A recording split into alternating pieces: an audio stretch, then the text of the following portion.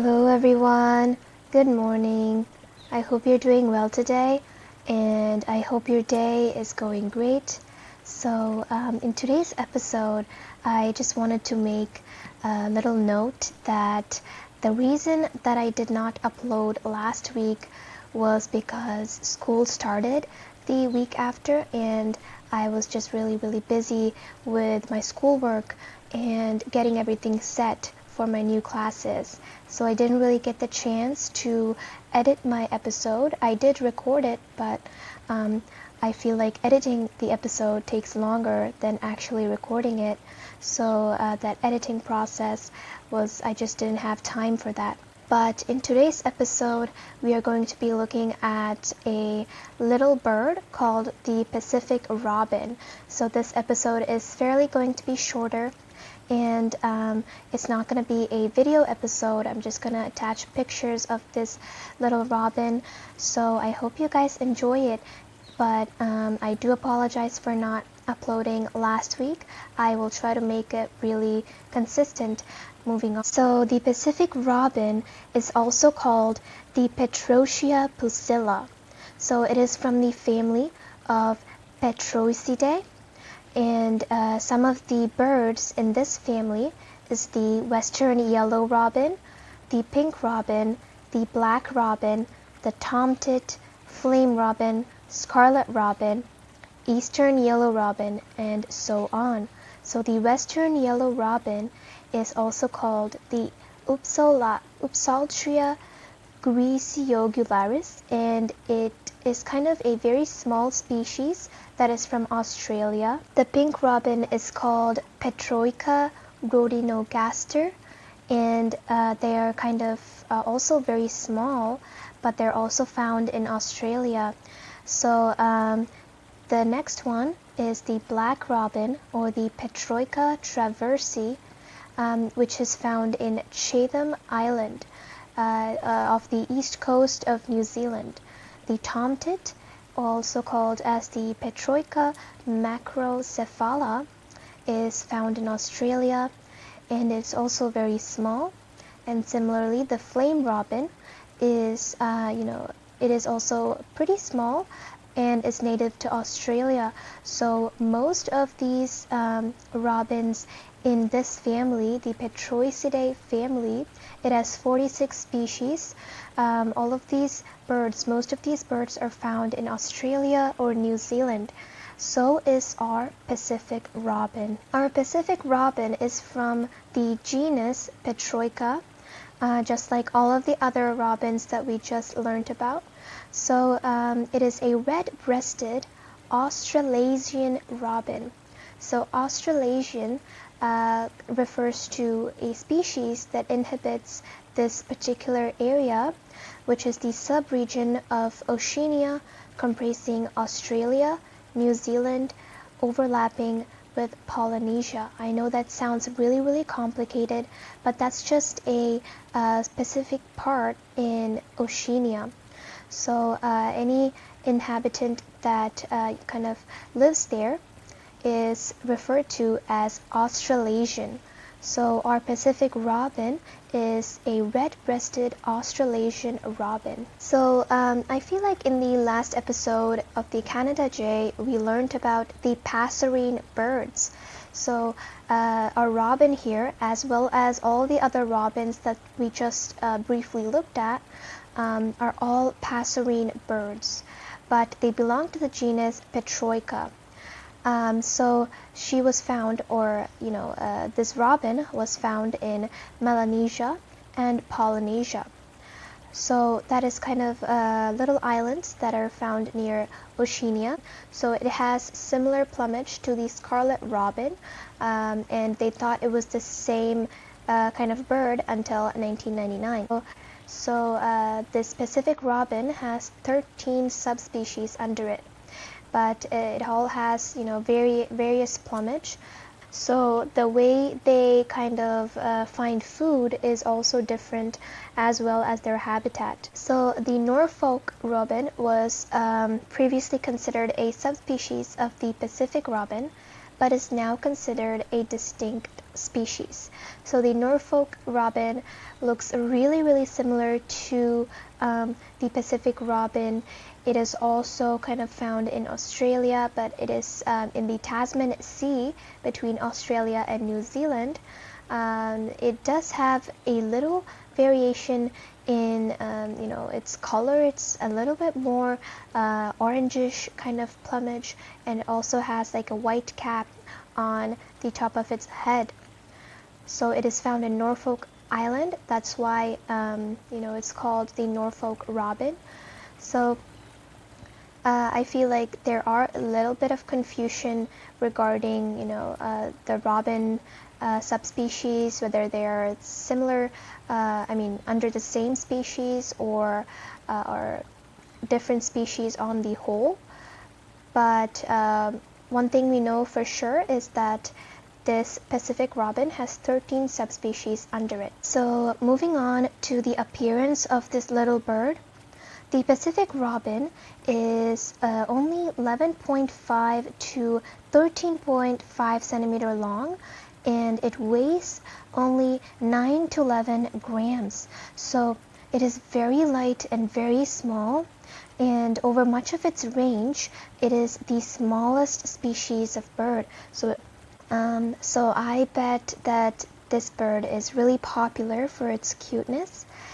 So the plumage of the males and the females is dimorphic. So plumage means the feathers, and dimorphic means kind of differences between both sexes. So the males will have different plumage than the females, or it might not be very different, but it might have a little difference. The extent of this dimorphism varies depending on the subspecies. So each subspecies has different levels of dimorphism. So the male of the nominate race has a black head with a white forehead, and it also has a black back and tail, and the wings are also black with a white bar. So this picture, I think, is of a male Pacific robin. So I don't know what nominate race means, but let's just say the male in general has a black head with a white forehead. So the cap is also present in the Norfolk robin, and I think that's why they confused it as the subspecies while it was actually a separate one. So this white bar is kind of very contrasting to the black, as is the white forehead. So the black plumage of the male is replaced by dark brown feathers. So I think as they grow up, this might happen, but I don't know for sure. Maybe you guys can check why they kind of change colors of their plumage to dark brown from black. The female actually lacks the white forehead and the white bar on the wing.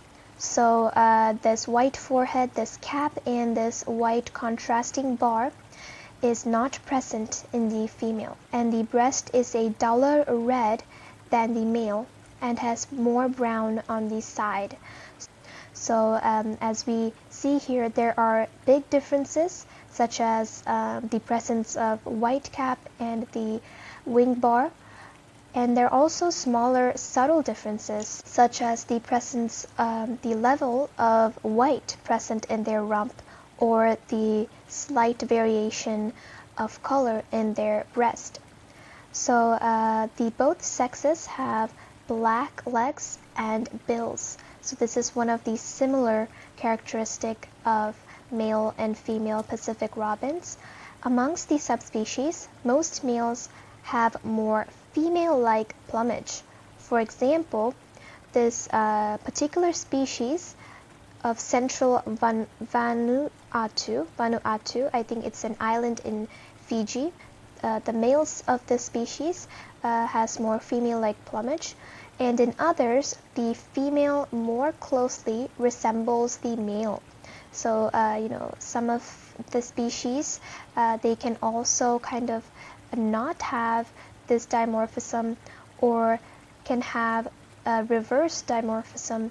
So that is very interesting. So the distribution of this particular species of Pacific robin is very interesting because it is mostly found in islands such as the Papua New Guinea, Fiji Islands, Samoa, Solomon Islands, and Vanuatu.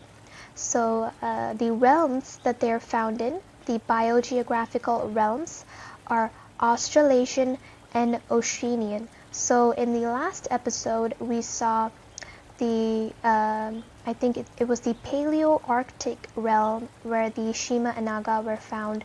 So that is one of the biggest biogeographic realms.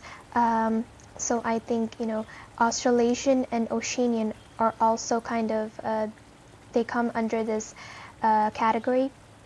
They might not be the largest, but they're still part of the biogeographical realms of the Earth. So the Pacific robin inhabits the islands of the southwestern Pacific. So it ranges from Bougainville in Papua New Guinea through the Solomon Islands and Vanuatu, and eastwards to Fiji and Samoa. So I really appreciate the scientists that track these populations, because I know that is not a very easy thing. So really detailed there. So this species is absent from New Caledonia. I don't know where that place actually is, but I think it is overseas of France. It is a kind of a collective island south of Vanuatu. I think it's kind of near Australia, but also like near France. So that is very interesting. If you guys know where New Caledonia is, please tell me. So across its range, the species is resident, although there may be some small localized movements of birds in the non-breeding season. They're saying that this species is not migratory for the most part, but sometimes they might kind of migrate to local places during the non-breeding season. So a fossil found on the islands of Ha'apai in Tonga shows that the species once occurred in the group, but is now extinct there. So the Ha'apai Islands of Tonga, they have some really cool animals there, especially whales. They have a lot of whales there, turtles and all that. So since it's an island, it has a lot of sea animals or ocean animals. So I don't know how this kind of Pacific robin ended up there. So now it's extinct. So it might have been living in the Tonga Islands previous. So the diet and nutrition of our Pacific robin here is not very bizarre. It eats insects, spiders, and pseudoscorpions. They also generally feed in lower sections of the forest, although they will ascend to the forest canopy occasionally. So, as we saw in the Shima and Naga, they also will go to the top of the trees to kind of get the insects from the tips of the branches. So I think some insects are only found in the top of the branches, or some fruits are only found there. I am not the expert. The birds are. They know where their food is found. They will also join with mixed species feeding flocks to forage.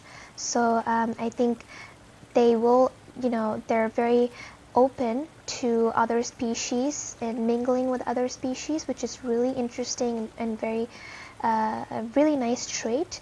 The prey is obtained by aerial flycatching, gleaning, sallying, and pouncing, with different populations favoring different methods. So gleaning actually means plucking small prey from the ground, foliage, or other surfaces. So mostly they catch insects in this way. So this is from the ground or from other surfaces. They just pick the little insects off. Fly catching is a method where birds kind of see an insect and pounce on them from a perch. So they kind of, they snatch their prey and return to the same or different perch. So sallying is also a similar way of feeding, where they kind of pounce on one of their, I shouldn't say pounce, they just, fly and snatch their prey mid-air and come back to their perch. So I think this, we can see this in the kingfisher. It doesn't necessarily catch insects in the air, but it pounces on, the water, or, from a perch, it goes down in the water to carefully maneuver and, catch its fish. So while it doesn't necessarily catch insects that way, it does catch other prey in the same kind of method. So now moving on to some mating habits of the Pacific robin. The Pacific robin is a seasonal breeder, although the timing of the breeding season varies across its range. So a seasonal breeder means it breeds only in a particular season, but it looks like not all species in different ranges breed at the same time. So information on the timing of the season is patchy or is absent for many islands, especially because they're islands and they're not very well developed, so they can't really track their breeding or mating habits. So that has been a problem in kind of giving information about their mating habits. So in Vanuatu, the breeding season is from October to January, and in Solomon Islands it is in mid-August, and in Samoa it is in June through September. So this species builds a compact nest, which is a cup of plant fibers and spider webs. So we know that many bird species use spider webs for their nests. I've never, thought that as a weird thing. I never really paid attention to it, but now that I think about it, it, it might be a dangerous thing to steal from a spider, especially if it's really big. So yeah, I can imagine the spider kind of making its web and then going out to find food just to return and find its web stolen by a Pacific robin. That would be a funny thing, but it is a very dangerous thing in my opinion. So the outside of the nest is decorated with moss and lichen and is therefore easily overlooked. So I don't know if these birds have different interior decoration tastes or like exterior decoration tastes, just like we have for our houses.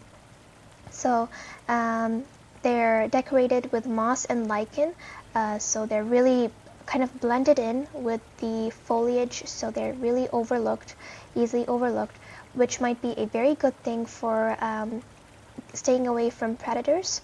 The nest is usually set in a fork or a stump on a tree branch or on a horizontal branch. I do find it interesting that it places its nest into a fork or a stump on a tree branch, because those are not very common places to place a nest. So around 2 to 4 eggs are laid in each clutch, with 2 or 3 being typical in Fiji. The eggs are dull gray or greenish and are incubated by the female. So in some bird species, the nests are incubated by both males and females, like in the Shima and Aga episode. But in other species, such as the Pacific robin, only the female or only the male kind of incubates them. So this is something interesting here. The nests of Pacific robins are kind of taken over by fan-tailed cuckoos, where two species co-occur. So it is a very interesting thing, but it's actually really common than you think. Some birds kind of take over other birds' nest or parasitize them. I don't know how to pronounce that word. It says parasitized. The fan-tailed cuckoos, for example, they might place one of their eggs in the nest of a Pacific robin. When the egg kind of hatches, the Pacific robin will also feed the fan-tailed cuckoo's nestling, thinking it is its own. So that is a very sneaky thing to do, but I don't know about how the birds kind of react to that.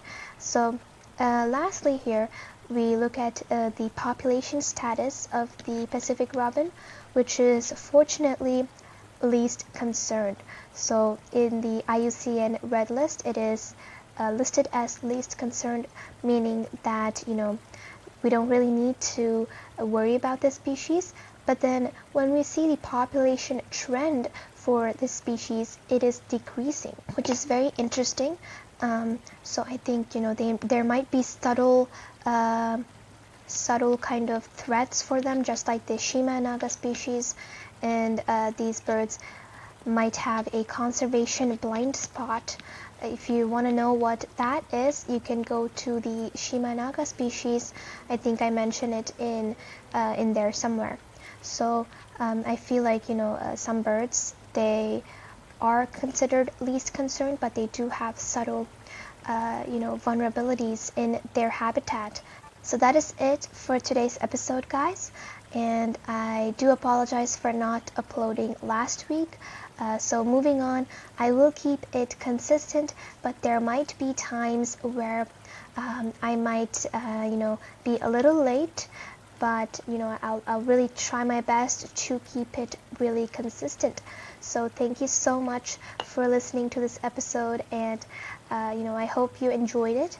If you did, please you can leave a review in Spotify, or a rating in Spotify, and a review in Apple Podcasts, or you can message me in Instagram.